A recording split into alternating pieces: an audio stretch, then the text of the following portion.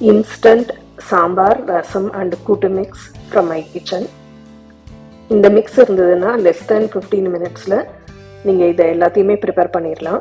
பருப்பு வேக வைக்க வேண்டிய அவசியம் இல்லை, புளி கரைக்க வேண்டாம், தாளிக்க வேண்டாம், மஞ்சள், உப்பு, பெருங்காயம்னு எதையுமே நீங்கள் ஆட் பண்ண வேண்டாம். எல்லாமே இந்த பவுடர்லேயே இருக்குது.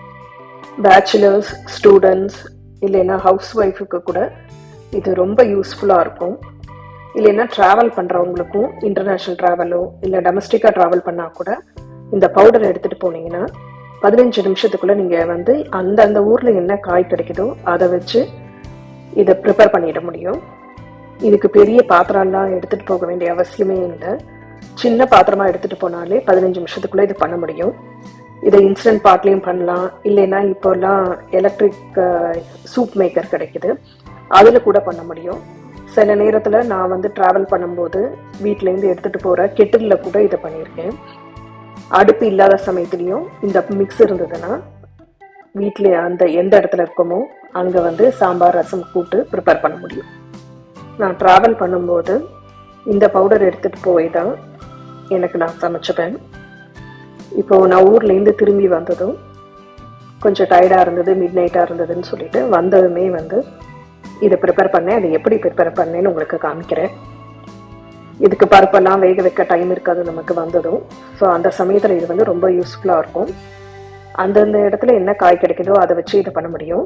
கூட்டு பண்ணுறதுக்கு அரை வெள்ளரிக்காய் எடுத்து நறுக்கி போட்டு அது முக்கால் வெந்ததும் பவுடரை கலந்ததுக்கப்புறம் அதை கொஞ்சமாக கொதிக்க விட்டு ஒரு 2 நிமிஷம் கழிச்சு இறக்கிட்டிங்கன்னா கூட்டு ரெடி ஆகிடும். கூட்டு கெட்டியாக இருக்குன்னா கொஞ்சமாக நீங்கள் வாட்டர் ஆட் பண்ணி உங்களுக்கு எந்த அளவு கன்சிஸ்டன்சி தேவைப்படுதோ அந்த அளவுக்கு தண்ணியை ஆட் பண்ணிவிட்டு ஒரு 2 நிமிஷம் கொதிக்க விட்டு இறக்கினீங்கன்னா கூட்டு ரெடி ஆகிடும். சாம்பாருக்கு ஒரு 1.5 தக்காளியும் அரை உருளைக்கிழங்கு நறுக்கி போட்டிருக்கேன். இந்த உருளைக்கிழங்கு வந்து முக்கால் வெந்ததும் சாம்பார் பவுடரை சேர்த்து அதையும் ஒரு கொதி விட்டுட்டு கெட்டியாக இருந்ததுன்னா கொஞ்சமாக தண்ணி விட்டு 2 நிமிஷம் கொதிக்க விட்டு இறக்கினீங்கன்னா சாம்பார் ரெடி. ரசத்துக்கு தக்காளி போட்டு கொதிக்க விட்டுருக்கேன். இது வீட்டில் தான் பண்ணேன்னா ஊர்லேருந்து வந்தது உடனே 3த்தையும் ஒரே வேலையில் வச்சுட்டு ஒரே நேரத்தில் வச்சுட்டு 15 நிமிஷத்துக்குள்ளே பண்ணி முடிச்சுட்டேன் பாருங்கள். ரசப்பொடியை வந்து கலந்துடணும் ஆரம்பத்திலேயே ரசத்துக்கு.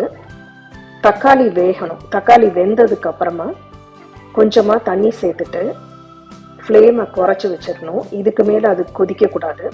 ஃப்ராத்து மாதிரி ஃபார்ம் ஆகும். அந்த மாதிரி ஃபார்ம் ஆனதும் அணைச்சிட்டிங்கன்னா ரசமும் ரெடி. ஸோ 15 நிமிஷத்துக்குள்ளே எல்லாம் ரெடி. இந்த பவுடர் வேணும்னா டைரெக்டாக இதை காண்டாக்ட் பண்ணுங்கள். தேங்க்ஸ் ஃபார் வாட்சிங்.